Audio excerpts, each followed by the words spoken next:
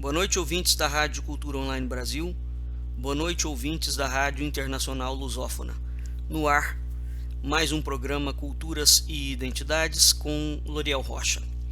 Hoje, o nosso programa vai lidar com o tema que está diretamente relacionado com a origem do nome Brasil. Para tanto, nós vamos abordar a origem do nome Brasil sobre diferentes perspectivas.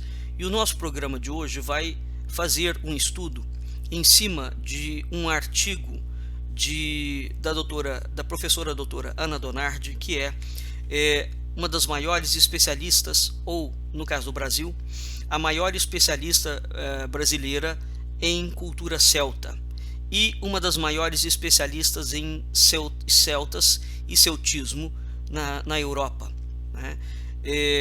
Nós publicamos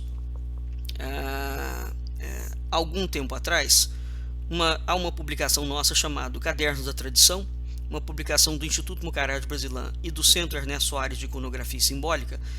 Nós dedicamos um Cadernos da Tradição somente ao tema da história do nome Brasil, né? Quando se fala sobre o nome Brasil, normalmente nos vem à mente este fato, ou seja, o nome Brasil é originário do comércio relativo à madeira do pau-brasil, cujo nome científico é Cisalpina echinata Lam. Entretanto, nós vamos ver que isto não é verdadeiro. Nessa publicação que nós fizemos, nós analisamos a origem do nome Brasil. É uma publicação absolutamente sui generis. Desconheço alguma coisa do gênero que tenha sido feito, tanto no âmbito do Brasil, quanto no âmbito português, bem como no âmbito da tradição céltica, né?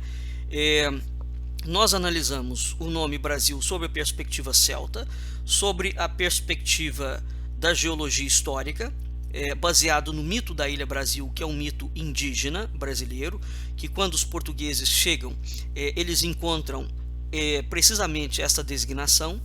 Nós analisamos também a perspectiva das fontes e da iconografia, portanto das fontes documentais de Portugal, né, no que diz respeito às chamadas ilhas míticas do imaginário luso, né, e também analisamos o nome da Ilha Brasil dentro do contexto do mito sebastianista. Portanto, é uma publicação extremamente ampla, aonde verifica-se que o nome Brasil, de modo algum, é um tema rápido de ser perseguido, porque ele envolve nuances e contextos completamente distintos. Então, de saída, o que nós não temos efetivamente dentro da historiografia nacional? Algum trabalho sério, efetivamente, que tenha sido levado a cabo até hoje, fora do âmbito linguístico, né, evidenciando intercruzamentos culturais. E a nossa publicação visa precisamente a fazer, né, buscar o maior número de abordagens possível na análise do nome Brasil. Bom, antes de nós entrarmos no trabalho da professora doutora Ana Donardi, o que nós temos?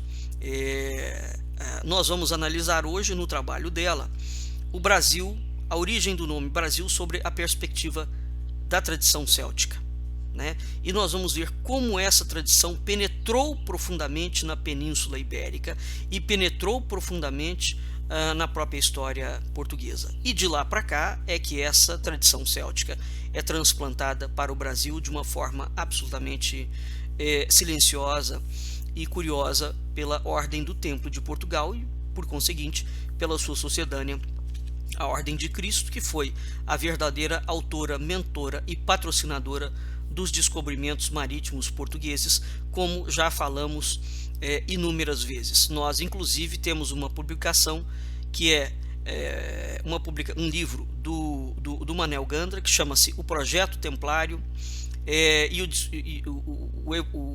o Projeto Templário e o Evangelho Português. Essa é uma publicação que está disponível, além de inúmeras outras publicações relacionadas ao tema da Ordem do Templo de Portugal. Então, de saída, o que nós queremos falar para os nossos ouvintes? o nome Brasil, de modo algum, está referido ou pode ser diretamente conectado com o comércio da madeira do pau-brasil. Pois muito bem, o historiador maçom Felipe Cocuza, no livro dele chamado Amazônia Misteriosa, Felipe Cocuza fala que o Brasil sempre se chamou Brasil, né? E Felipe Cocuza fala que o nome do Brasil era Ambrasil ou Brasilam. Esse no final, ou este Ambrasil, seria algo semelhante, um som semelhante ao on dos indianos, né? E Felipe Cocuza fala que este nome Brasilam ou Ambrasil é referido, ou o Brasil era assim designado, portanto, a palavra pode ser encontrada numa língua primitiva do Planalto Central do Brasil, e o nome significa a terra do Senhor da Luz. Seja como for, a palavra brasa, né, o radical bras de Brahma, por exemplo, né, de Brasil, né, de Braulio, enfim, este radical bra, ele tem origem dentro da perspectiva céltica, germânica, latina, etc. Ele está ligado diretamente à brasa. Brasa está ligado a fogo, né? E de certa forma o fogo é aquilo que confere a luz, né? Então é interessante esta colocação de Felipe Cocuza quando ele fala que o Brasil, antes dos portugueses chegarem, já se chamava Brasil, e não se chamava Piratininga, como posteriormente alguns historiadores tenderão a falar. Ou pode ser que tenha o nome de Piratininga dentro de uma tribo específica. Mas o fato é que Felipe Cocuza apresenta esta possibilidade de que já havia no Planalto Central do Brasil, portanto numa língua extremamente arcaica e muito primitiva, essa palavra, Brasilam. Inclusive o nome do nosso instituto decorre precisamente dessa palavra, Instituto Mucarage Brasilam, né? Onde nós pegamos exatamente essa designação de terra do Senhor da Luz. E Mucarage é um jogo bíblico, então o próprio nome do instituto diz respeito a isso. Nós desejamos que se evidencie esta verdade de o Brasil ser uma terra de luz, né? Muito bem, então vamos aqui começar, antes de nós entrarmos no estudo da professora Ana Donardi, vamos ver algumas questões relacionadas ao nome Brasil. Muito bem, se o nome Brasil está ligado, tem uma analogia direta com a madeira nativa vermelha, pau-brasil, portanto a Cesalpina e Chinatalam, por que razão Portugal, então, quando chega, Pedro Álvares Cabral, quando chega, coloca o nome de terra de Vera Cruz? Então, o que hoje nós chamamos de Brasil, na verdade, não é Brasil. Pela documentação portuguesa, chama-se terra de Vera Cruz, e a gente constata que vai havendo diplomaticamente, dentro das documentações portuguesas, uma guerra, uma guerra velada entre a coroa portuguesa e alguns outros personagens que não são facilmente identificáveis, até o momento que o nome Brasil se estabiliza de fato, né? Mas a estabilização do Brasil, do nome Brasil, ela corre à revelia da coroa portuguesa. Isso significa que Portugal ressente-se muito pela troca do nome e rejeita durante muito tempo esta designação de Brasil, né? Então, só aqui nós já temos uma lacuna histórica, diplomática, mercantil, por exemplo, algo ligado de fato a uma outra estrutura que nunca foi efetivamente pesquisado, né? Seriamente pesquisado. Por que que Pedro Álvares Cabral chama o Brasil de terra de Vera Cruz, né? Entretanto, há um outro movimento que não aceita o nome terra de Vera Cruz. Pois muito bem, dentro desta designação, por que que Portugal poderá chamar o Brasil de terra de Vera Cruz? É preciso entender o seguinte: os descobrimentos marítimos portugueses como nós já falamos largamente em outros programas do Culturas e Identidades. Aliás, o nosso programa Culturas e Identidades começou há mais de um ano atrás. Precisamente, nós levamos uns 2 meses explorando, no bom sentido, o assunto de que o Brasil não foi colônia, que é uma tese proposta pelo historiador paulista Dr. Tito Livio Ferreira e seu irmão Manuel Rodrigues Ferreira, consignado basicamente em 2 obras clássicas, A Ordem de Cristo e o Brasil, e História do Brasil, né? O Dr. Tito Livio Ferreira, juntamente com uma grande equipe ligada de historiadores e de pesquisadores, põe a cabo uma pesquisa documental absolutamente monumental na década de 40, 50, em que, segundo o próprio Tito Livio, eles analisaram mais de 150 mil documentos. 150 mil documentos. E em nenhum desses documentos ligados diretamente à coroa portuguesa constava o nome colônia. Ora, por que não constava o nome colônia? A razão para isso é simples, mas a explicação é complexa, né? Porque ela envolve diferentes cenários. A história de Portugal, de modo algum, pode ser lida sem a presença da Ordem Templária de Portugal. Então, as caravelas que chegam no Brasil em 1500, o projeto dos descobrimentos marítimos portugueses não foi um feito da coroa portuguesa, nem tampouco um feito de cortesãos esforçados, né? O projeto dos descobrimentos portugueses foi antes o feito de uma ordem iniciática, que era a Ordem do Templo de Portugal. E uma vez extinta a ordem, né, a ordem continua através de sua sucedânea e herdeira legítima direta, que é a chamada Ordem de Cristo. Pois muito bem, qual é o símbolo máximo da Ordem Templária? Como é que é a ordem que os templários são identificados? Através de uma cruz. Não é? Então é muito mais provável.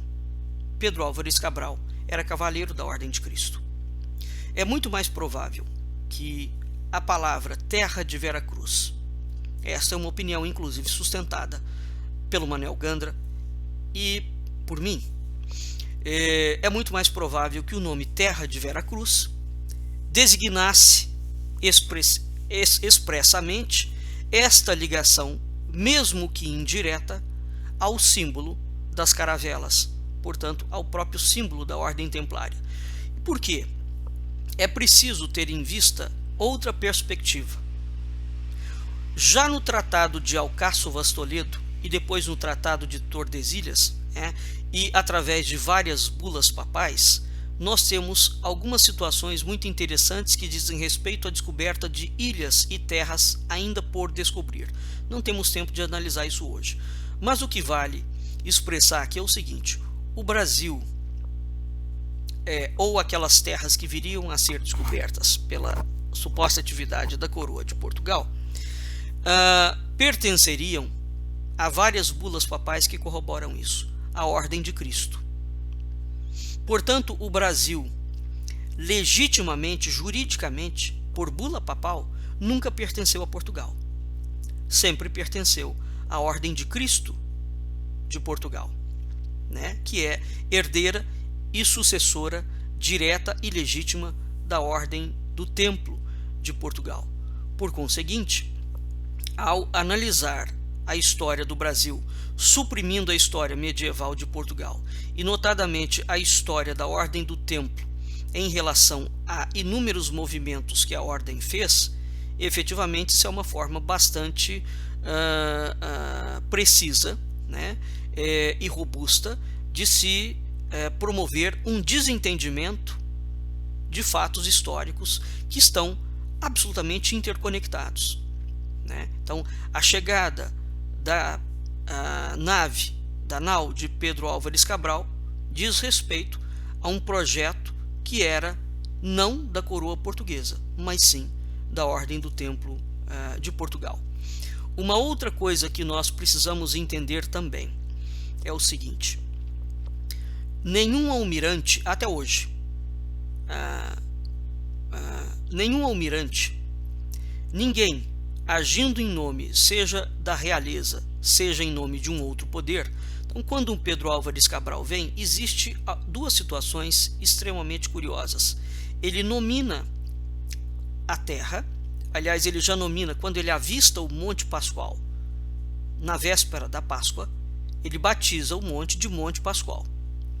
Quando ele vai rezar a primeira missa com um franciscano, aonde ele suspende a cruz, a partir daquele momento a terra é batizada de Terra de Veracruz. E ele traz dentro das naus marcos para ser colocados por toda a costa portuguesa. É curioso essas duas situações, porque é absolutamente proibido, dentro da diplomacia, um almirante nominar e fazer estas atividades sem que houvesse uma ordem e uma autorização expressa da coroa portuguesa. Isso significa que Pedro Álvares Cabral não pode, sob nenhum preposto e nenhuma hipótese, isso é, de fato, destruir completamente o mecanismo de funcionamento não só da corte portuguesa, mas bem como de todas as cortes. Nenhum indivíduo está autorizado a tirar da cabeça dele a nominação de países. Isso é uma designação oficial, é um ato diplomático, né? E esse ato diplomático, evidentemente, foi autorizado e é corroborado por alguém. Quem é esse alguém? Ou será a coroa portuguesa, ou será, evidentemente, o grão-mestre da Ordem de Cristo. Seja como for, não é um ato isolado de Pedro Álvares Cabral. Então é preciso entender este cenário também. Ora, se Portugal está vindo pela primeira vez ao Brasil, qual é a justificativa para que eles trouxessem marcos de granito para serem fincados como tomada de posse do território ao longo de toda a costa brasileira, né? E uma outra coisa que nós temos que considerar: a Carta de Pero Vaz de Caminha, que teoricamente é tida como um documento oficial, não é verdade. O escriba oficial da nau de Pero Vaz de Caminha é o mestre João. A Carta de Pero Vaz de Caminha não é uma carta oficial diplomática da coroa portuguesa. Este é um outro ponto. Então, e naquela carta já do mestre João, nós vemos referenciado novamente uma designação de cruz, o céu do cruzeiro, né? E a longitude e latitude, cuja numerologia aponta para o número 17, que é um número absolutamente emblemático dentro da chamada arcatura ontogenética da nação. Nós já fizemos um programa sobre isso, né? Um programa sobre o valor numérico do número 17 dentro da história luso-brasileira. Então, essas coisas todas que aparentemente são desconexas dentro do âmbito da cultura simbólica, que é precisamente o âmbito no qual nós trabalhamos, elas não são desconexas. São pontes, são pontos de uma mesma estrutura, né, que nós temos que juntar para ter uma perspectiva um pouco mais abrangente de alguns fatos. Uma outra questão relacionada à Ordem de Cristo e do Templo. Bom, os templários conduziram a nacionalidade portuguesa, né, e toda a história de Portugal, essa condução é perfeitamente constatável, pelo menos durante 400 anos. Né? E durante esses 400 anos, a Ordem do Templo nunca teve como prática buscar escravos, nem escravizar pessoas. Muito pelo contrário, a Ordem do Templo notabiliza-se em acolher refugiados, inclusive o que hoje nós chamaríamos de refugiados políticos, por exemplo. Quando a França está massacrando, perseguindo e destruindo todos os cátaros no Languedoc francês, a Ordem do Templo vai à França e traz esses proscritos, esses indivíduos que eram tratados como hereges pelo governo francês, e os leva para a região de Castelo Branco, em Portugal, e para a região de Nice. Nós já tivemos outros programas onde nós falamos sobre isso também, né? Então, se a Ordem do Templo nunca teve a proposta de escravizar, porque não era o projeto, a Ordem do Templo de Portugal nunca teve um projeto de dominação do mundo. Por conseguinte, se o Brasil pertence por bula papal da Ordem do Templo e da Ordem de Cristo de Portugal, evidentemente que o preposto de que escravos eram trazidos pela coroa portuguesa para tirar pau-brasil tem que ser revisto, porque a Ordem do Templo e a Ordem de Cristo, do Cristo nunca fizeram prática de escravos, não é? Por outro lado, nós temos um outro cenário de pano de fundo aqui, que é um cenário bastante nebuloso, mas referido com bastante veemência por Gustavo Barroso nos 6 volumes dos seus livros, da sua coleção, chamada História Secreta do Brasil. O que acontece? Quando Pedro Álvares Cabral chega ao Brasil, vem dentro da nau de Pedro Álvares Cabral um outro indivíduo chamado Gaspar da Gama. Este Gaspar da Gama entrou em contato com Vasco da Gama quando Vasco da Gama foi às Índias, né? Gaspar da Gama era um judeu ligado a judeus venezianos e a judeus holandeses. Este indivíduo depois é tutelado por Gaspar da Gama e muda o seu nome. Daí desse indivíduo, Gaspar da Gama, é tutelado por Vasco da Gama e adquire o sobrenome do seu protetor, né? E passa a chamar-se Gaspar da Gama. Pois muito bem, Gaspar da Gama vem junto na nau de Pedro Álvares Cabral, o que aqui nós já temos uma situação um tanto quanto curiosa, porque esse personagem é um personagem cujas repercussões históricas serão muito interessantes. E ligado a esse Gaspar da Gama e a outras atividades, nós temos que Portugal, então a nau de Pedro Álvares Cabral chega ao Brasil em 1500. Entretanto, existe uma crítica à coroa portuguesa, que a coroa chega ao Brasil em 1500 e não volta no Brasil, abandona o Brasil, né? Entretanto, e volta muito tempo depois. Entretanto, logo em 1501, já existe um personagem que vai dar origem a uma ilha muito famosa no Brasil, que é a ilha de Fernando de Noronha. Quem é Fernando de Noronha? Fernando de Noronha é um judeu banqueiro espanhol ligado diretamente com uma rede bancária internacional, que será futuramente conhecida como os Rothschild, né? Fernando de Noronha é o maior traficante de escravos do Brasil. É o maior traficante de escravos do Brasil. Fernando de Noronha consegue, do governo português, é preciso se atentar a essas datas. Pedro Álvares Cabral chega em 1500.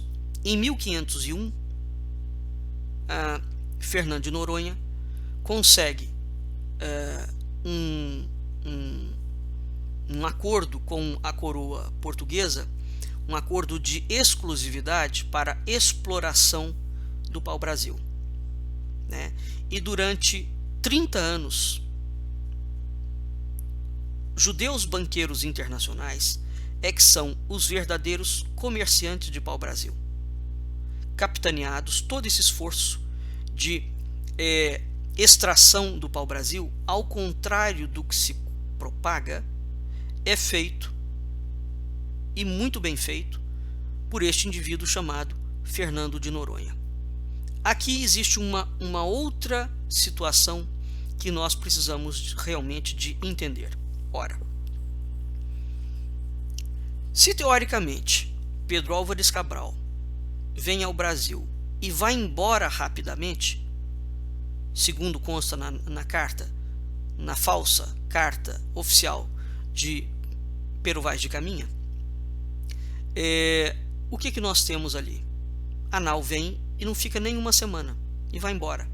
Bom, se a nau vem, a esquadra de Cabral vem e não fica nem uma semana, como é que eles poderiam saber que tinha pau-brasil aqui? E depois não mandam mais ninguém para explorar o Brasil, no sentido de verificar, né? Não há teoricamente nenhuma expedição de geógrafos, não há teoricamente nenhuma expedição de cosmógrafos, não há teoricamente nenhuma expedição de naturalistas. Como é que essa gente fica sabendo que existe uma madeira chamada pau-brasil? e que o comércio desta madeira é extremamente lucrativo. Então, esta lacuna histórica, a ponto de obrigar, de fazer com que uma rede de banqueiros internacionais, já extremamente poderosa naquela altura, conseguir fazer um contrato comercial com a coroa portuguesa para explorar o pau-brasil. Muito bem, vamos recuar alguns séculos. Vamos até o século 13 e 14, na Idade Média.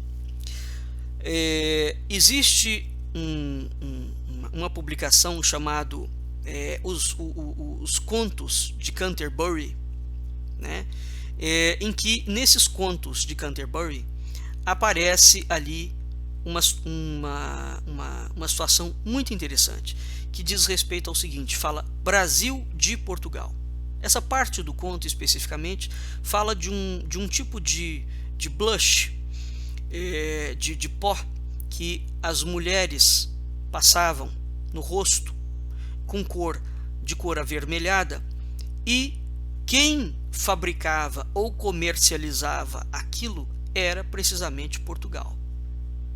Tanto é que o poema é expresso, fala: você foi borrado com o Brasil de Portugal, você foi pintado com o Brasil de Portugal. Ora, veja bem, este fato, juntamente com outros impostos que existem dentro de Veneza, atestam que Portugal já comercializava uma madeira que chamava pau-brasil. Muito bem, para além disso, na Idade Média, os comerciantes medievais distinguiam claramente madeiras ou processos que originavam a tinta vermelha. Nós temos que lembrar que o vermelho é uma cor ligada à nobreza desde tempos imemoriais. Portanto, hoje nós utilizamos essa cor como algo absolutamente comum. Isso não era assim naquele contexto. Então, o vermelho sempre foi uma cor de designação, seja dos deuses, seja da nobreza. Por conseguinte, o comércio de algo que produzisse o vermelho era um comércio extremamente rentável. E os comerciantes europeus sabiam perfeitamente designar qual era a tintura verídica. Tanto é que eles discerniam, falavam: isso é o Brasil e isso é o Versino.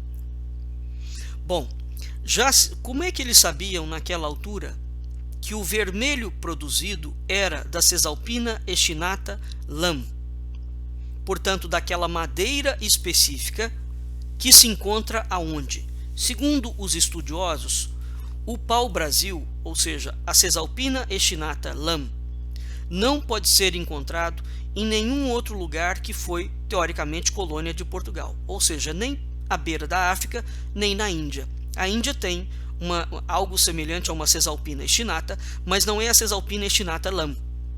Portanto, a tintura que o pau-brasil promove é uma tintura extremamente robusta e era consignada já na Idade Média como uma tintura quase que perfeita. Pois muito bem, vejam vocês que nós estamos diante de um imbróglio histórico que não foi devidamente pesquisado. Porque se tivesse sido devidamente pesquisado, não se aceita que o Brasil era conhecido de Portugal antes de 1500.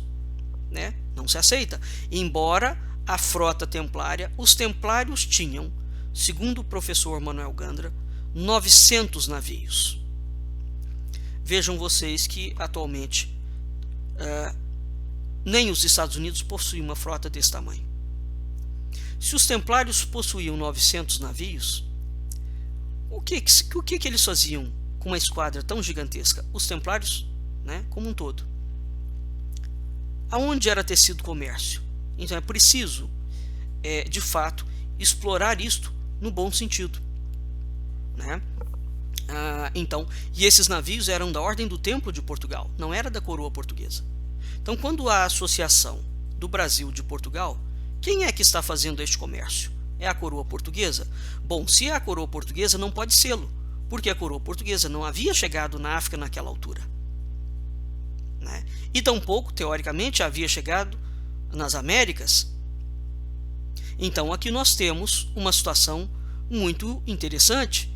Há um comércio de uma tintura vermelha atribuída a Portugal e, entretanto, Portugal, teoricamente, não faz nenhum comércio relativo a isso. Como é que nós vamos sair desse imbróglio? Bom, são peças de um quebra-cabeça, evidentemente, histórico, que nós temos que ir montando aos poucos, porque ele envolve diferentes variáveis e diferentes perspectivas históricas, né? Mas essas coisas têm que ser levadas em consideração.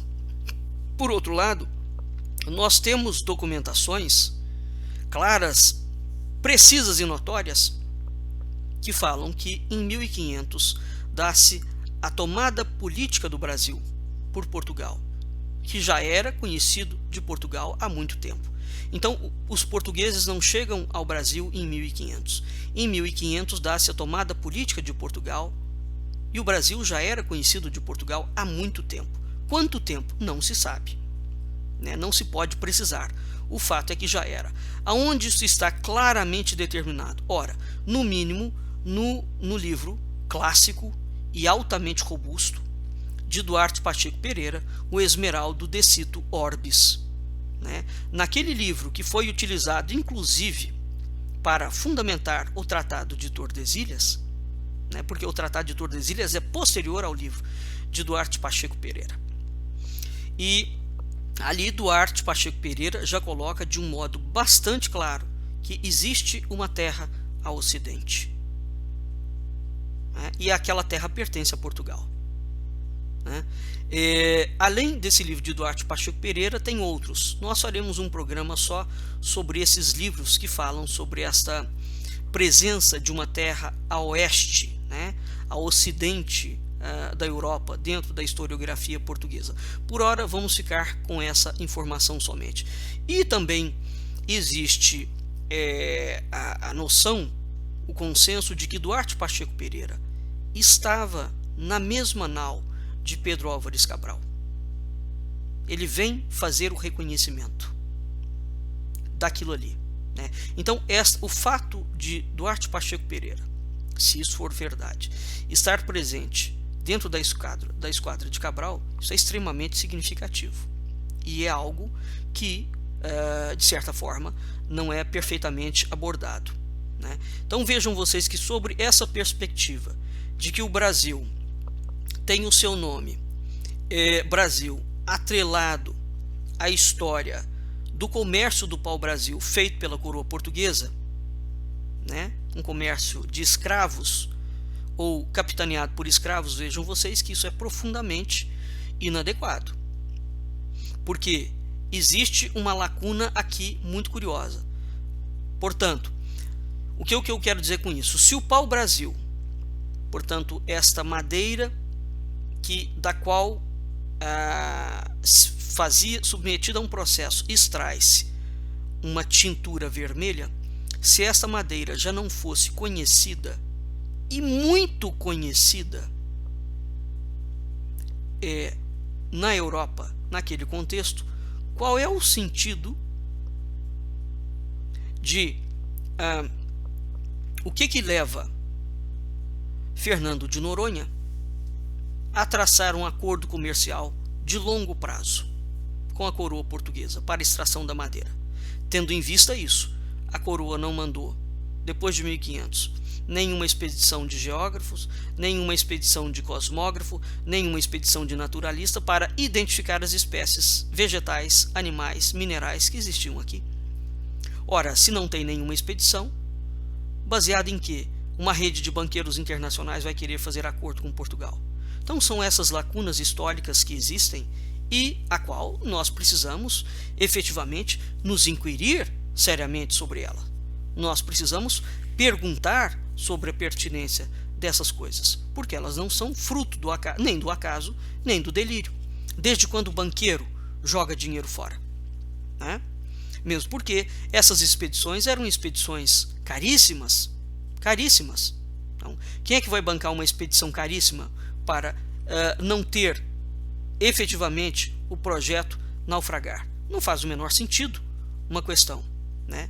Então, tendo em vista o que o Felipe Cocuzza coloca, ou seja, que o nome Brasil é originário, o Brasil já era chamado de pau-brasil, o Brasil já era chamado Brasil, ou Brasilã, né?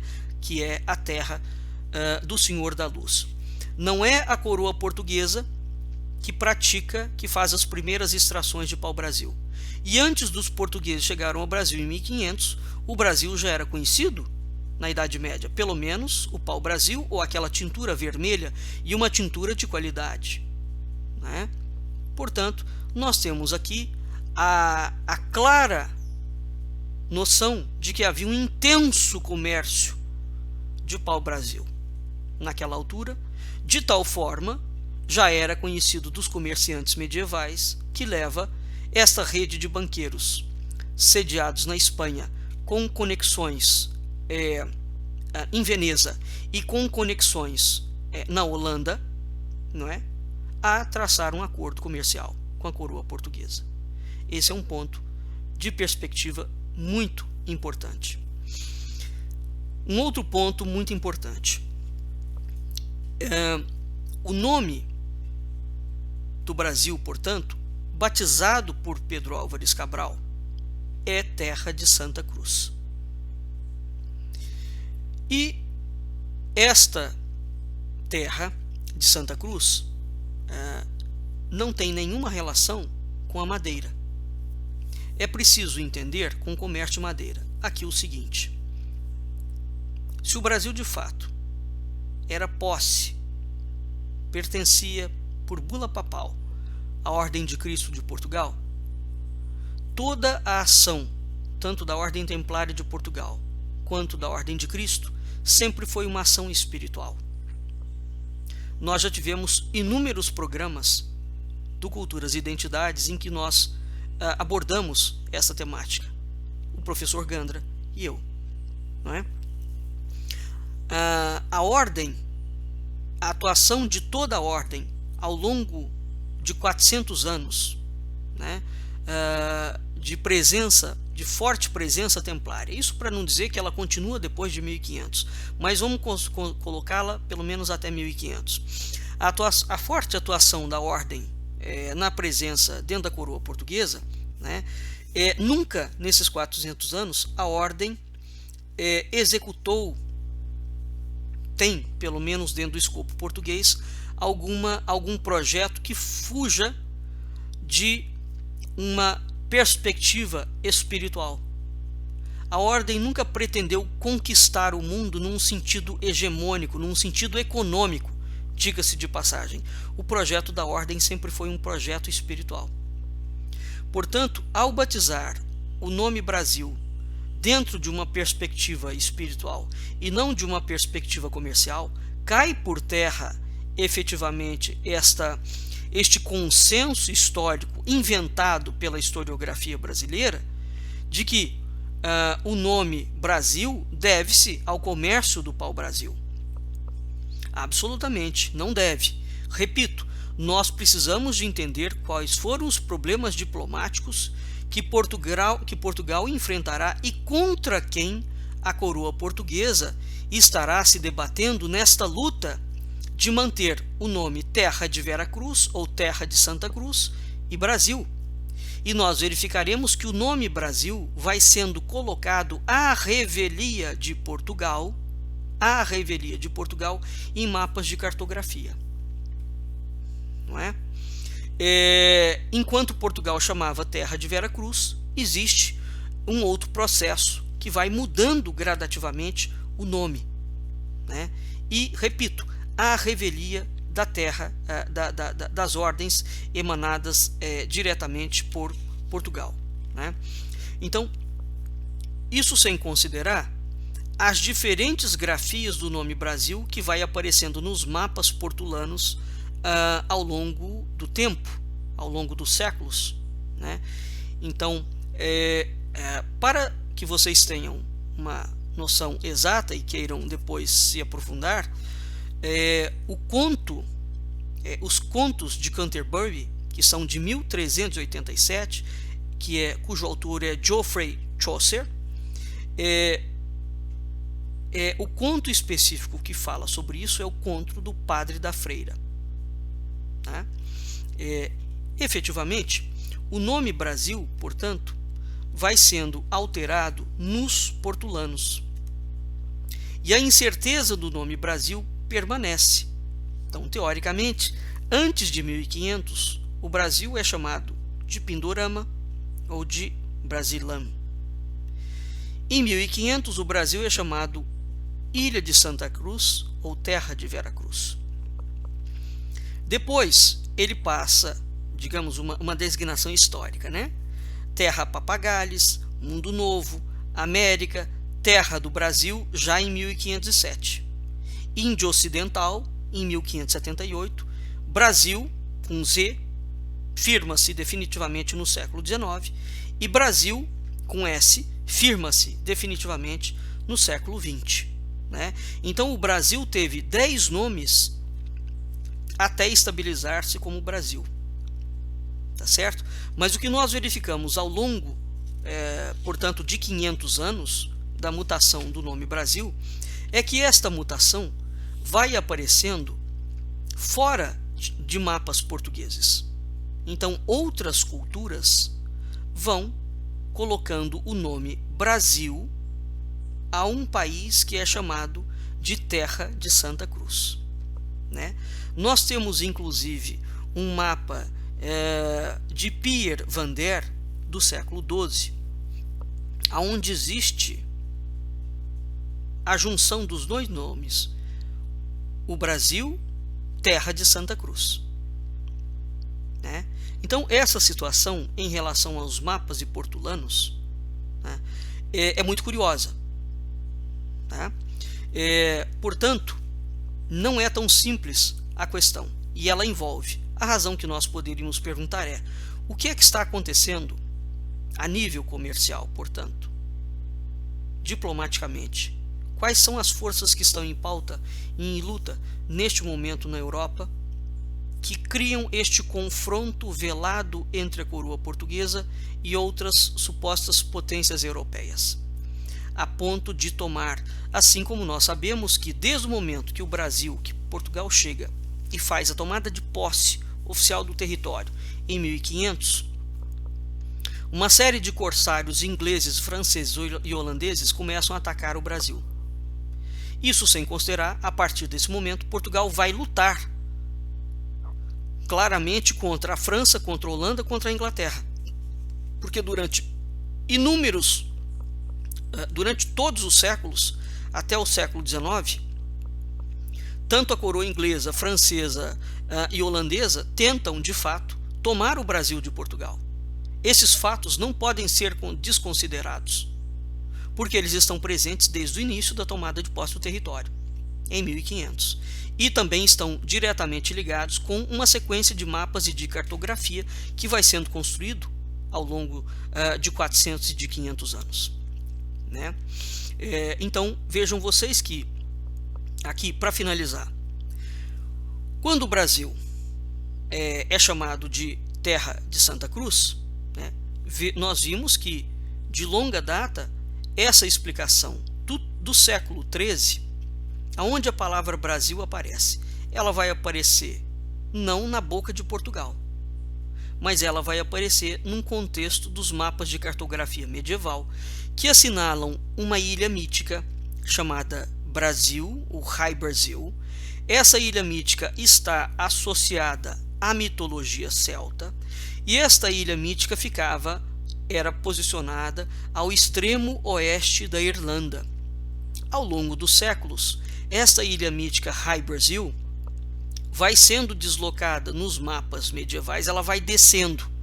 Então ela desce da Irlanda até praticamente o sul do Brasil. O Brasil já era descoberto, o nome Brasil já estava colocado, e, entretanto, ainda vai existir uma ilha Brasil ligada à tradição celta e uma outra ilha que vai se deslocando ao longo dos séculos até chegar ao sul do Brasil. E o último mapa de cartografia onde aparece o nome High Brasil é um mapa de cartografia do Almirantado Britânico no século XIX. Portanto, vejam vocês que nós já temos 400 anos de história e ainda existe a designação dessa ilha mítica flutuante do Atlântico, uma ilha misteriosa. Então, sob nenhum aspecto, a priori, a palavra Brasil aparece associada a Portugal nos mapas de cartografia. Tá? A palavra, por outro lado, existe a palavra Rai-Brasil, ou Brasil, que está associada não à tradição da coroa portuguesa, mas à tradição céltica. O que é a Rai-Brasil? Nas lendas da tradição céltica, notadamente nas matérias de navegação, nas lendas marítimas, existem 7 ilhas mágicas do Atlântico, da tradição celta. Dessas 7 ilhas mágicas da tradição celta, há 2 ilhas extremamente poderosas e importantes. As ilhas mais importantes da tradição é precisamente Rai-Brasil e é precisamente a ilha de Avalon. A ilha de Avalon tem a sua história diretamente conectada com o rei Arthur e todo o mito que envolve a Távola Redonda e o Santo Graal. Então isso faz parte do escopo da tradição céltica.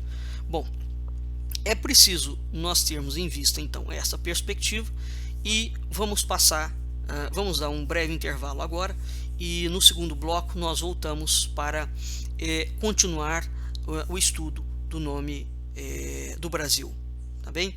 Daqui a pouco nós voltamos. Vamos dar um breve intervalo, daqui a pouco estamos de volta. Aguarde um pouquinho. Estamos de volta com o nosso programa Culturas e Identidades. Continuando o assunto sobre a origem do nome Brasil. Nós vimos então, no bloco passado, que associar o nome Brasil ao comércio de pau-brasil é algo extremamente complexo, porque há inúmeras pontas históricas que deveriam ser levadas em perspectiva para que a gente pudesse, de fato, fazer uma tal afirmação. Pois muito bem. Agora, o que nos interessa aqui? Aonde começa esta confusão? Em que momento o nome Brasil, ligado à tradição celta, confundiu-se com a madeira pau-brasil? Segundo os estudos então da professora Ana Donardi, isto teve início a partir de um planisfério conhecido como o planisfério de Kunstmann IV, que toma um termo pelo outro, aonde ele anuncia que o nome Brasil derivaria da abundância de tinta Brasil encontrada sobre seu solo. Então é precisamente este planisfério de Kunstmann IV que dá origem à confusão do termo. Posteriormente, esse erro vai ser sedimentado pelo cronista português Frei Vicente de Salvador, quando ele se insurge contra a má-fé do demônio, porque, segundo Frei Vicente, foi o diabo que inspirou a mudança do nome de Terra de Santa Cruz para o Brasil, porque a designação anterior da terra referia-se à madeira em que foi crucificado Jesus Cristo, e a madeira que Kunstmann coloca não é uma madeira sagrada, é uma madeira profana, é uma madeira que serve que tem um destino mundano, que é o destino da fabricação de vestidos ou de tecido. Ora, efetivamente que Frei Vicente do Salvador tem parte de razão nessa argumentação e uma outra parte não tem razão nenhuma. Portugal, a presença católica da Igreja Romana dentro de Portugal é uma presença bastante contestável. Portugal sempre foi um país cristão. Portugal nunca foi um país católico. Para ter uma ideia de que a tese da catolicidade de Portugal é algo extremamente contestável, Portugal teve 34 reis ao longo das suas 4 dinastias. Quais foram essas dinastias? Primeira, dinastia de Borgonha, dinastia de Avis, a dinastia filipina e a dinastia de Bragança. Essas 4 dinastias produziram 34 reis. Desses 34 reis, 19 foram excomungados pelo Papa, o que evidentemente conseguindo aqui uma prova extremamente contundente de que a catolicidade de Portugal não é algo que deve ser revista, mas a cristandade de Portugal não. Portugal então sempre foi um país cristão, um cristianismo de uma raiz grega, de uma raiz bizantina, portanto não de uma raiz romana. O professor Manuel Gandra, nós também já tivemos vários programas em que nós conversamos sobre essa temática. Portanto, dizer que o nome, quando Frei Vicente coloca que o nome pau-brasil é derivado da madeira, que originou, o lenho que originou o sacrifício de Cristo, isso efetivamente tem que ser revisto, porque Frei Vicente do Salvador puxa para a Igreja Católica uma forma de pensamento a qual subtrai a ação da Ordem do Templo de Portugal. Frei Vicente do Salvador desconsidera que o Brasil é posse e território por bula papal da Ordem do Templo e da Ordem de Cristo. Por conseguinte, o nome Brasil também não se referia à madeira em que Cristo foi crucificado. Então, este erro também é sedimentado por Frei Vicente do Salvador. O nome Brasil não está ligado nem à madeira, ao comércio do pau-brasil, nem tampouco a uma outra madeira, que é a madeira da crucificação de Jesus Cristo. A palavra Brasil, portanto, não está ligada a isso.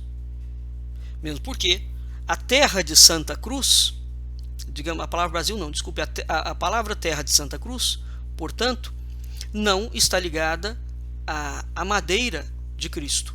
Está ligada, o que é muito mais provável, aí sim, a ideia do símbolo templário, portanto, a cruz templária.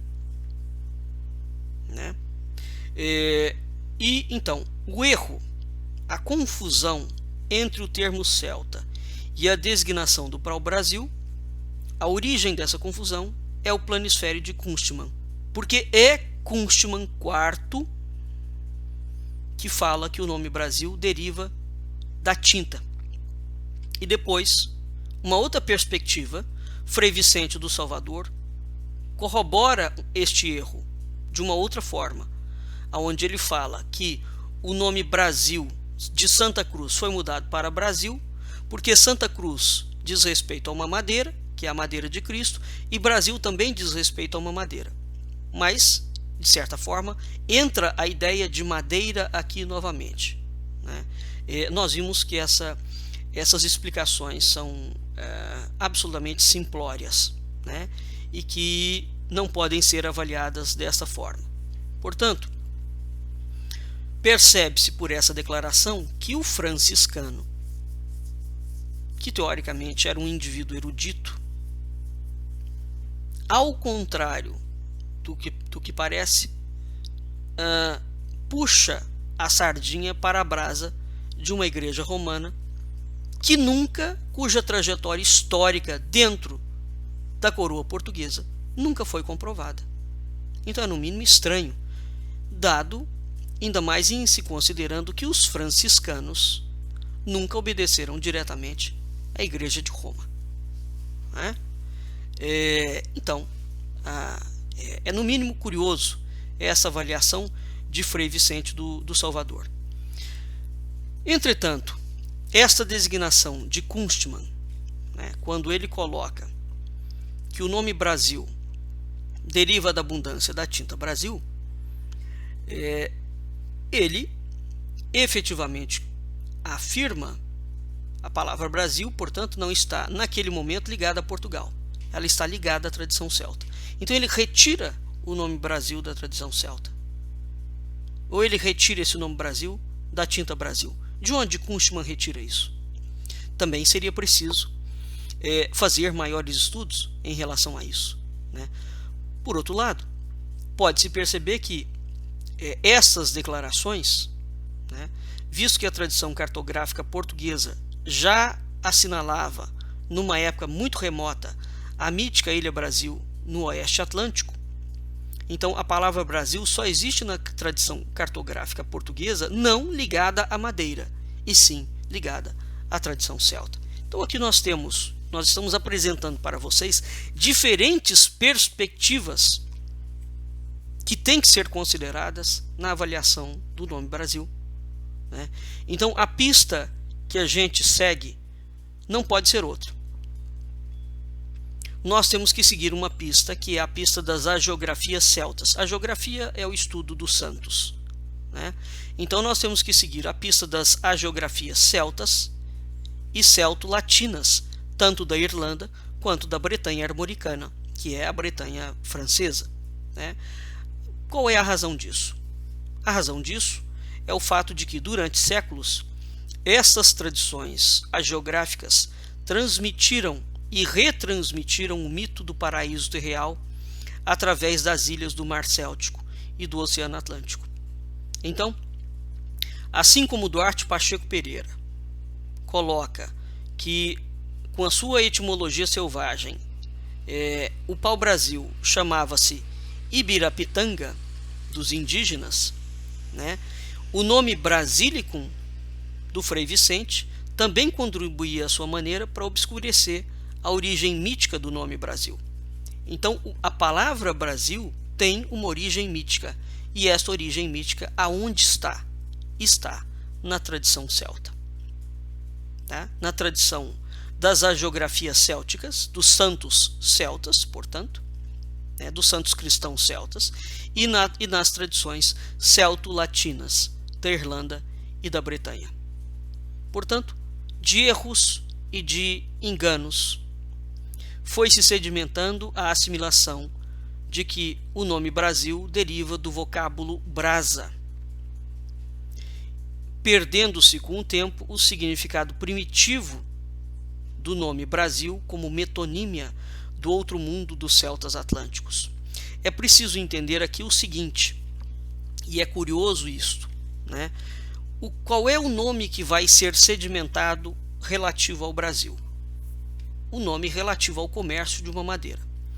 Entretanto, portanto, é uma atividade material, uma atividade concreta, né? Uma atividade quase que de usura e de escravidão. É um comércio extremamente negativo. Entretanto, dentro da perspectiva celta, a palavra Brasil, a ilha Brasil, não tem nenhuma relação com nada que se refira a um processo material, né?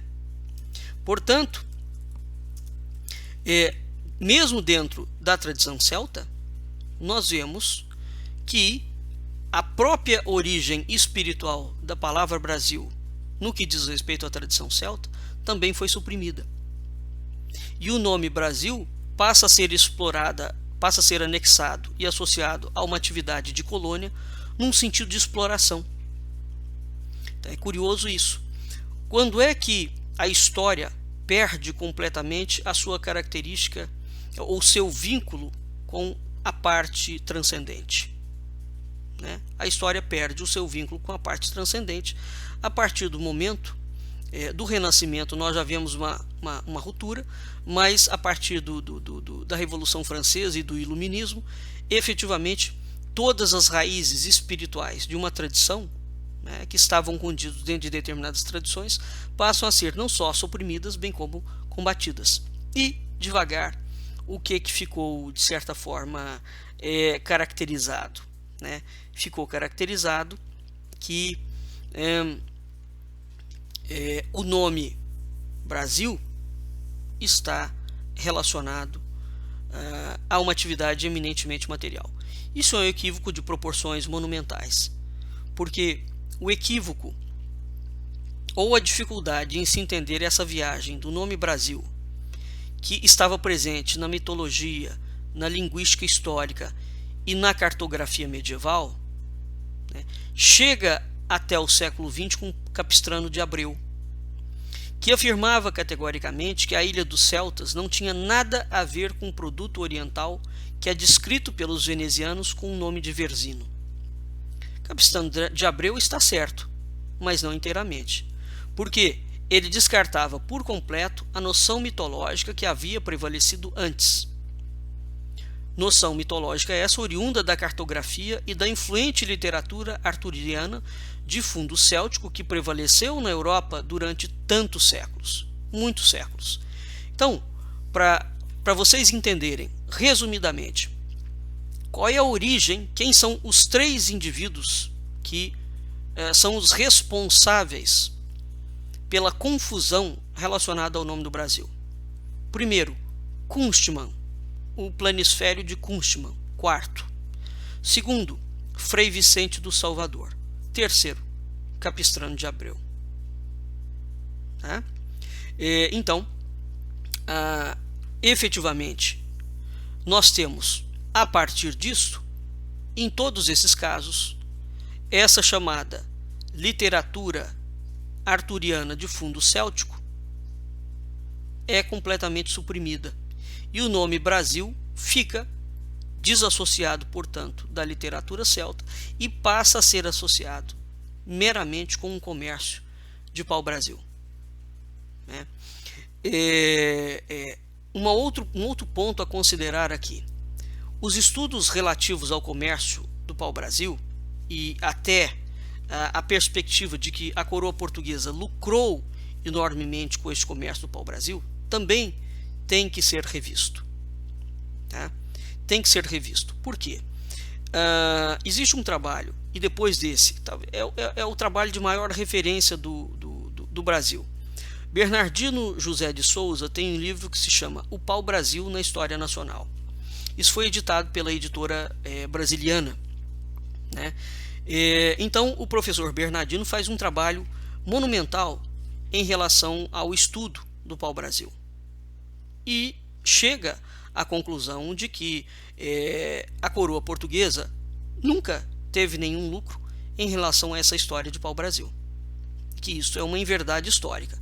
Um outro livro em relação ao período comercial da suposta colônia, que é um clássico e depois dele muito pouca coisa foi feita, é o livro do Roberto Simonsi, que se chama História Econômica do Brasil.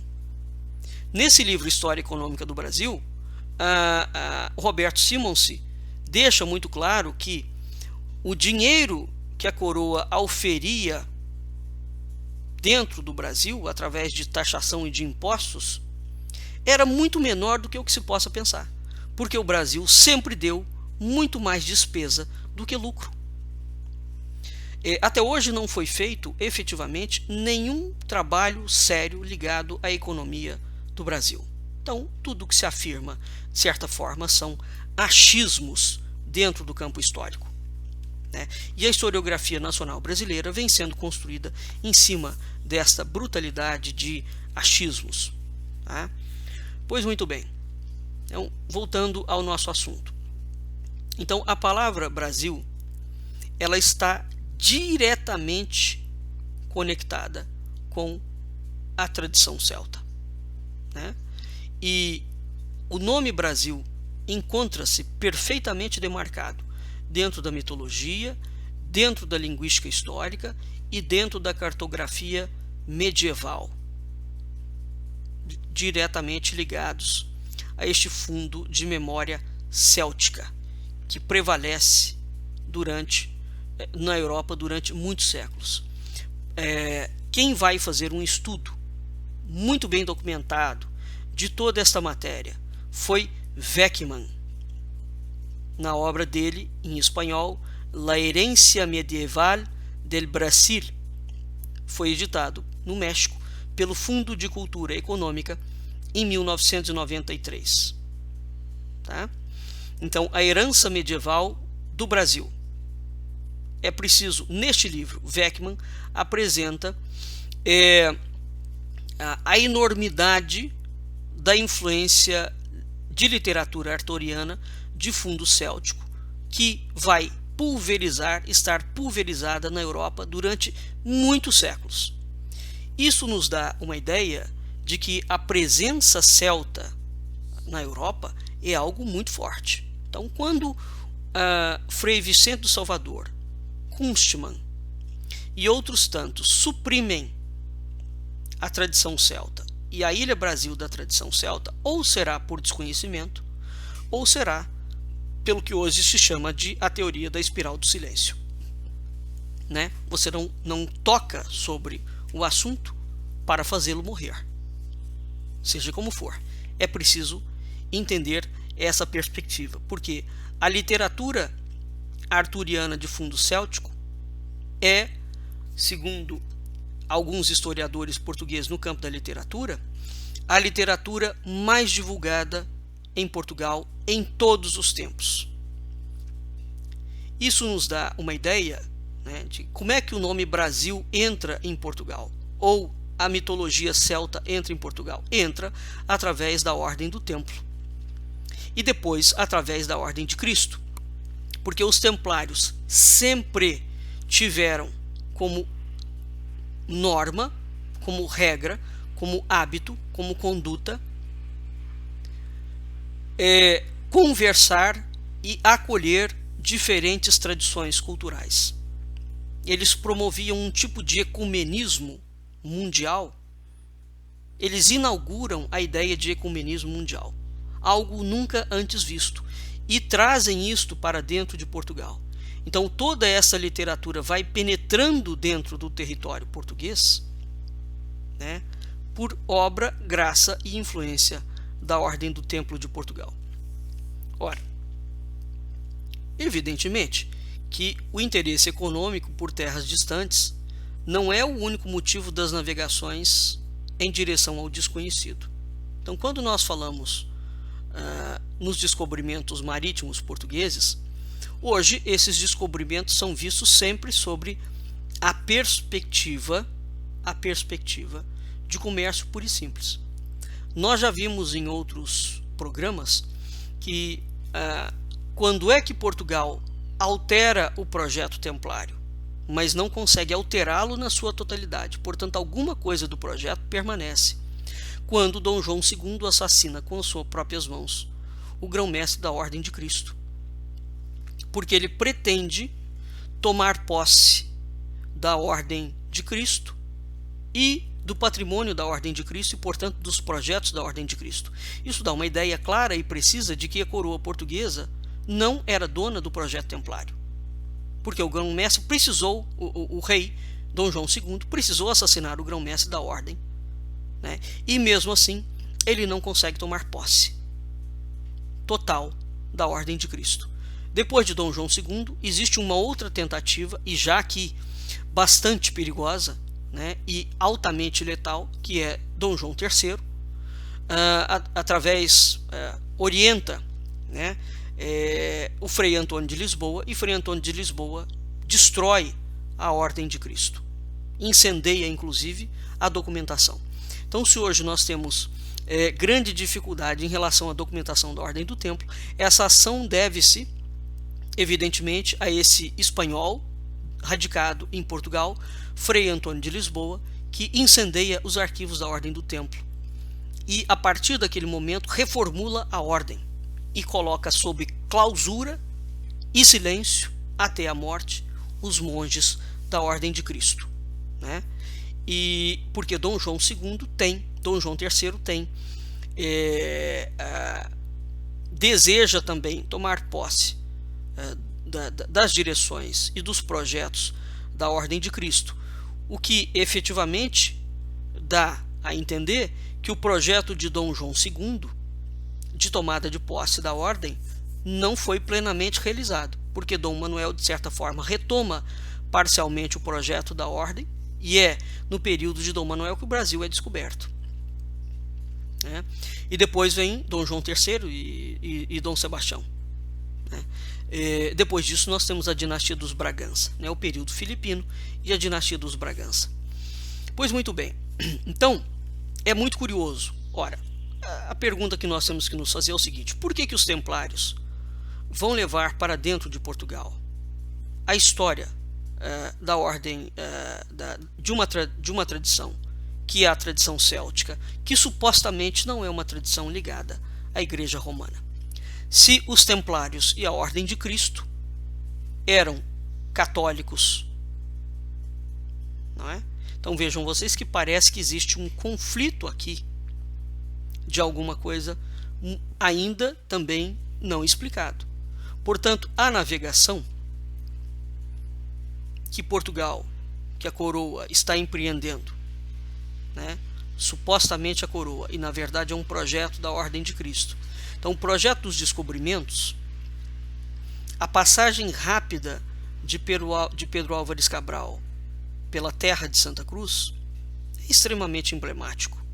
E ele vai direto para as Índias. Evidentemente que Dom João II, ao alterar o projeto da Ordem de Cristo, transforma o projeto dos descobrimentos numa facção de secos e molhados, não é?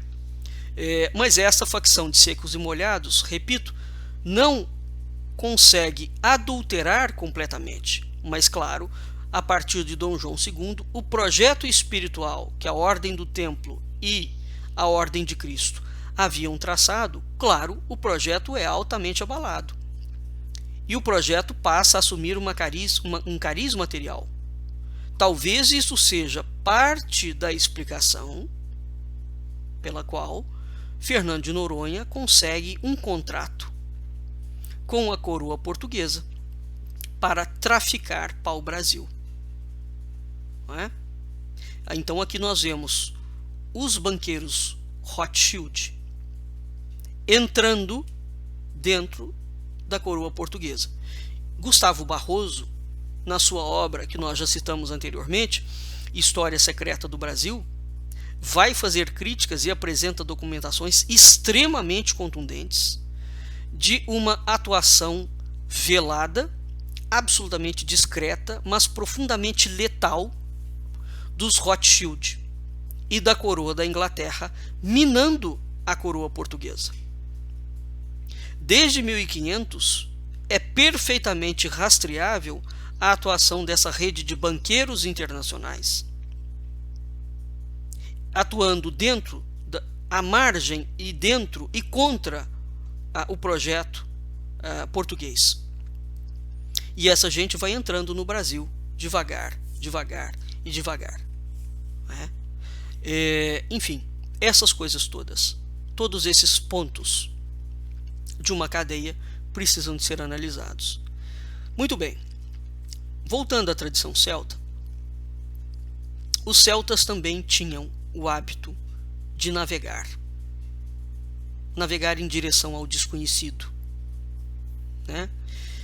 Existem as chamadas navegação de peregrinação, onde o espírito é transportado pelos desejos e angústias de homens que se permitem levar em alto mar pelas correntes marítimas. Então, a navegação pelos mares se igualava à peregrinação pelo deserto, ou a peregrinação, no deserto. E essa foi uma das principais aventuras do chamado cristianismo céltico, que influenciou de forma significativa a literatura medieval, no comércio entre um gênero hagiográfico e a literatura pré-cristã de fundo druídico. A motivação principal dessa literatura pré-cristã celta nunca foi pela busca de riqueza. Portanto, associar a navegação marítima dos celtas a uma busca de riqueza é uma explicação extremamente simplista dentro de um quadro muito complexo. O mesmo vale para a coroa portuguesa. Dizer que Portugal vem ao Brasil em 1500 para fazer comércio, no mínimo, é absolutamente esdrúxulo o comportamento de Pedro Álvares Cabral se ele está chegando pela primeira vez a uma terra que ele desconhecia. Por que ele fica tão pouco tempo nesta terra, né, e segue imediatamente para a Índia? Ué, se você está chegando num lugar pela primeira vez, você vai explorar aquele local. Então você não fica poucos dias e vai embora. Isso não faz o menor sentido, né? Então, o que havia dentro da tradição celta e que é muito importante nós apresentarmos aqui nesse primeiro momento? Hoje, aquilo que nós chamamos o caminho de Santiago de Compostela, ele é um caminho celta, né? Todos nós sabemos que, a nível histórico, a origem da Casa Real Portuguesa está anexada à história da Galiza, né? O primeiro rei de Portugal, Dom Afonso Henriques, a mãe de Dom Afonso é Dona Teresa, portanto da Casa Real de Leão e Castela, Espanha, né? O que hoje a gente chama de Espanha. E o pai é Dom Henriques, que é um borgonhão da região da Borgonha.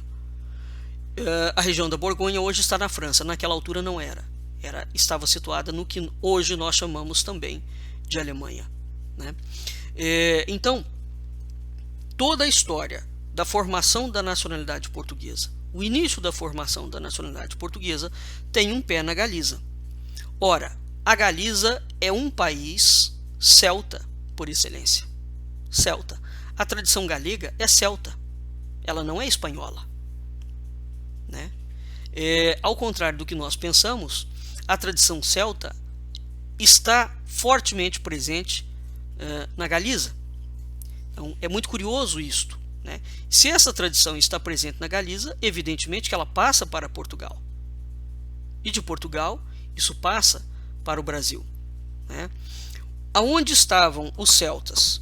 Os celtas estavam espalhados por toda a Europa. Hoje em dia já se sabe disso. Antes pensava-se que os celtas estavam colocados somente na Galiza, na Irlanda, na Escócia, uma parte na Bretanha. Não. Hoje se sabe que os celtas estavam desde a África até a Índia, indo até o norte da Europa, né? Então a extensão, só que os celtas não constituíam uma comunidade harmônica e coesa. Os celtas constituíam tribos completamente distintas entre si, completamente distintas, né? Mas havia um pano de fundo entre essas distinções, tá? Mas seja como for, aquilo que nós chamamos de cultura celta estava espalhado pela África, pela Índia, pela Europa como um todo, indo até a Irlanda, a Inglaterra, etc. tal, e a Galiza, né? E Portugal. Temos que nos lembrar que os povos clássicos da Península Ibérica são os celtíberos. O que são os celtíberos? Os celtíberos são a mistura de dois povos, os celtas e os íberos, né? Desde da Roma antiga, o Império Romano tinha verdadeiro horror dos celtíberos, porque eles eram gente muito brava, muito brava. Os lusitanos, como é que Portugal se chamava naquela altura? Lusitânia, na altura do Império Romano, Lusitânia. Os habitantes da Lusitânia eram guerreiros absolutamente ferozes. Então a imagem que hoje nós fazemos dos celtas como um povo tranquilo, lépido, faceiro, amante da natureza, que vivia em estado de meditação, essa imagem absolutamente não corresponde à realidade. As tribos celtas eram extremamente violentas, extremamente violentas. Tanto é que o Império Romano, essa tribo deu muito trabalho para os romanos, porque eles eram de uma violência brutal. Eles decapitavam, esfolavam, eram exímios guerreiros, lutadores, e estavam divididos em tribos. Além de serem exímios guerreiros, o que os celtas tinham? Uma rede de cultura oral e de conhecimento absolutamente poderosa, que é aonde nós podemos encontrar a tradição druídica, né? Então, os druidas, entre outras coisas, eram também juristas. Portanto, o universo da cultura celta, ele é de uma complexidade imensa, mas é preciso entender que essa cultura está espalhada por toda a Europa. Faz parte do universo dessa cultura celta o caminho que hoje nós chamamos de Santiago de Compostela. O caminho de Santiago de Compostela é um caminho celta. Era um caminho de peregrinação céltica. Então, este caminho de peregrinação é um caminho que existe por toda a Europa, atravessando os Pirineus, até chegar à Espanha. Mas muito pouca gente sabe que este mesmo caminho, também ligado à tradição celta, existe dentro de Portugal. E sobe, atravessa Portugal inteira. Então nós temos dois caminhos de peregrinação celta. Um caminho que atravessa todos os Pirineus, né, e começa lá no início da Europa, e um caminho que atravessa Portugal. Pois muito bem. Hoje, as pessoas pensam que o caminho de Santiago de Compostela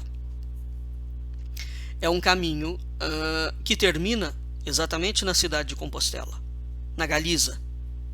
Não, não termina. O verdadeiro caminho de Santiago de Compostela não termina na Galiza. Ele termina na Costa da Morte, pouco adiante de Santiago de Compostela.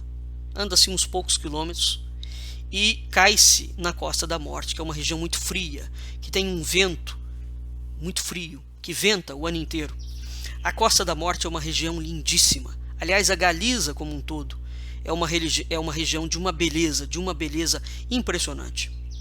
O português falado na Galiza é um português muito próximo do português do Brasil, né? Quando um brasileiro vai à Galiza, ele entende claramente. E os galegos falam português e gostam do português e têm o português como língua nativa, né? Os galegos odeiam o espanhol, né? Tanto é que a Galiza luta há muito tempo pela independência da Espanha, porque eles não se consideram um país de origem espanhola, né? E que não tem o menor vínculo com a Espanha, né? Os galegos se identificam com os povos falantes de língua portuguesa. Então é curioso isso, porque a Costa da Morte, o que era esse trajeto de peregrinação do chamado Caminho de Santiago de Compostela? Isso era uma rota de peregrinação espiritual, assim como os muçulmanos vão a Meca, né, e os cristãos vão a Jerusalém ou vão a Roma. Os celtas peregrinavam. Eles peregrinavam por terra e eles peregrinavam pelo mar. Pela tradição celta, a alma, quando morria, atravessava todo o caminho de Santiago, né, ia até a Costa da Morte, e da Costa da Morte ela atravessava o Atlântico. Então, quando ela atravessava o Atlântico, ela ia em direção ao outro mundo dos celtas atlânticos. Portanto, o Atlântico, dentro da perspectiva e da tradição céltica, ele não tem nenhuma relação com um oceano material. Ele é um oceano de passagem, né? Ele é um mar de passagem. De passagem da onde? Do mundo concreto, material, para um outro mundo, um mundo espiritual, né? Então toda esta peregrinação dizia respeito a isto. E essa peregrinação, repito, termina na Costa da Morte. Portanto, se você já fez o caminho de Santiago de Compostela e parou em Compostela, você não terminou de fazer o caminho. O caminho não termina em Compostela. O caminho termina na Costa da Morte. É preciso ir até lá para fazer todo o percurso da trajetória celta. Então, este era uma navegação de peregrinação, onde o que está caminhando é o espírito. O espírito é que está sendo transportado. O que é isto? O que nós temos nesta mensagem? Nós temos esta peregrinação como uma das principais aventuras de um cristianismo céltico. que influenciou de forma brutal a literatura medieval. Os celtas são povos pré-cristãos, né? Depois, os monges vão absorvendo vários povos pagãos. Nós temos que, a cultura desses povos pagãos, nós temos que considerar que os monastérios no período medieval são grandes centros produtores de cultura. Mas além de serem centros produtores de cultura, esses monastérios eram também localidades, eram como se fossem grandes fábricas, porque eles produziam não só cultura, bem como tecnologia, né? Então, esta literatura pré-cristã de fundo druídico vai ser absorvida, né, e colocada dentro do chamado cristianismo céltico. Portanto, essa historiografia literária é inteiramente negligenciada. É aqui que entra uma atividade muito curiosa relacionada à Ordem do Templo, porque a Ordem do Templo vai sempre lidar com literaturas, tradições e culturas cristãs, não necessariamente católicas. É bem diferente o processo. Cristãs. Porque essas literaturas cristãs, aliás, o cristianismo existe independentemente da igreja. É preciso que não se misture as coisas. A igreja romana, aliás, o cristianismo existiu durante muitos séculos sem a igreja de Roma. Hoje em dia, quando se fala em cristianismo, pensa-se sempre na igreja de Roma. Isso é um erro crasso, por exemplo. É um erro crasso, né? Um pastor brasileiro, o pastor Caio Fábio, inclusive, um dos grandes expoentes dentro da atividade da igreja protestante evangélica no Brasil, fala claramente sobre essas distinções. E é preciso que não se confunda o cristianismo com a Igreja Católica Apostólica Romana. Então, é este cristianismo grego, bizantino, que sempre existiu, além desse cristianismo ligado a essa literatura de fundo druídico, né? Então, portanto, um cristianismo céltico, nós podemos falar dessa forma. A Bretanha francesa guarda muito deste cristianismo céltico, a Bretanha armoricana, né? Aonde nós encontramos cristianismo céltico? Na Bretanha. Então, é exatamente nesta Bretanha céltica aonde nós encontramos enclaves templários. Portanto, essas coisas não estão dissociadas uma coisa da outra. Não estão dissociadas. E ao analisar a história de Portugal, nós temos que realmente e efetivamente levar em consideração todas essas questões, né? Então, como é que essa literatura do cristianismo céltico entra e se espalha por toda a Europa? Ora, se espalha, quanto mais não seja pela própria atividade missionária cristã, se espalha pelas tribos celtas, né? Porque os templários, teoricamente, surgem muito tardiamente. Muito tardiamente. Antes dos templários, nós já temos um movimento de literatura céltica espalhado pela Europa. E nós já temos, dentro da Europa, quem ajudou a ir fazendo esta recolha de fundos pré-cristãos e pagãos, portanto, né? Pagãos, portanto, foram os monastérios. Nesse aspecto, o monastério de Cluny e depois o monastério de Cister e depois a Ordem do Templo de Portugal e a Ordem do Templo, como um todo, os templários, ajudaram em toda esta recolha, né? E em toda esta preservação de diferentes frentes culturais.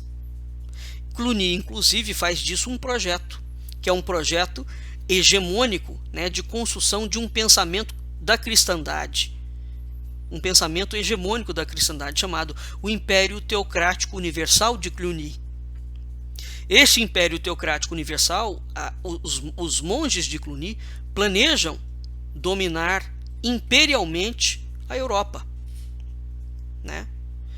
Então, todas essas coisas estão interligadas. Portanto, antes dos Templários aparecerem, antes de Portugal existir como o nome País Portugal, existiu sempre a Lusitânia, né? Na Lusitânia, nós já temos cultura céltica, através do seu Tíberos. Portanto, esta cultura de fundo druídico está presente em território peninsular, tanto da Espanha quanto de Portugal. Portanto, quando os Templários vêm, muitos séculos depois, nós já temos uma larguíssima tradição hagiográfica desse cristianismo céltico e desse cristianismo pagão que estava sendo disseminado dentro de todos esses povos. Mas, no século XII, né, o chamado fenômeno avassalador do mito arturiano e do ciclo literário bretão é desencadeado por toda a Europa depois que Godofredo de Montmont, na sua obra fundadora chamada História do Reino da Bretanha, né, Godofredo de Montmont coloca o mito arturiano dentro do ciclo literário bretão. É este mito arturiano que está ligado diretamente à história da Ilha Brasil, não é? Então vejam vocês que o nome Brasil antecede a ele, né, e está ligado a ele inúmeras vertentes sobre as quais até hoje não foram feitas pesquisas seríssimas e consistentes. Bastaria que a gente iniciasse um processo de pesquisa sobre a origem do nome nessas diferentes vertentes, na vertente celta, na vertente cartográfica, na vertente mitológica e na vertente ligada aos Templários, evidentemente, para nós termos uma ideia da complexidade, né? Portanto, vamos ficando por aqui. Nós vimos que neste primeiro programa sobre a origem do nome do Brasil, ou de Brasilã, a terra do Senhor da Luz, a complexidade que envolve o nome é profunda. Nós faremos ainda mais um programa sobre a origem do nome. Evidentemente, não é nossa intenção, jamais foi nossa intenção esgotar o assunto, mas simplesmente trazer à baila a visão e a perspectiva de que o nome, a origem do nome envolve cenários extremamente complexos, né? E que, de início, a terra de Santa Cruz e mesmo o nome Brasil nunca esteve associado a atividades comerciais, portanto, atividades materiais, concretas, e sim a uma tradição espiritual profunda. É preciso pesquisar seriamente a razão pela qual a Ordem do Templo de Portugal traz para dentro de Portugal a tradição céltica e as matérias arturianas e a matéria das navegações. Porque somente a partir dessa perspectiva nós conseguiremos entender parte do projeto templário, que era precisamente aquele de retomada de todos os centros e lugares sagrados do mundo. Por quê? Num determinado momento da história, o Brasil vai surgir como paraíso. Paraíso é algo que está consignado na tradição celta. E está previsto que o paraíso seria redescoberto. No próximo programa nós falaremos sobre isso e outros temas. Vamos ficando por aqui. Muito obrigado pela audiência de todo mundo e até o nosso próximo Culturas e Identidades. Boa noite, Brasil. Boa noite, mundo. Boa noite, ouvintes da Rádio Cultura Online. Boa noite, ouvintes da Rádio Internacional Lusófona. Mais uma vez, muito obrigado pela sua audiência. Até mais.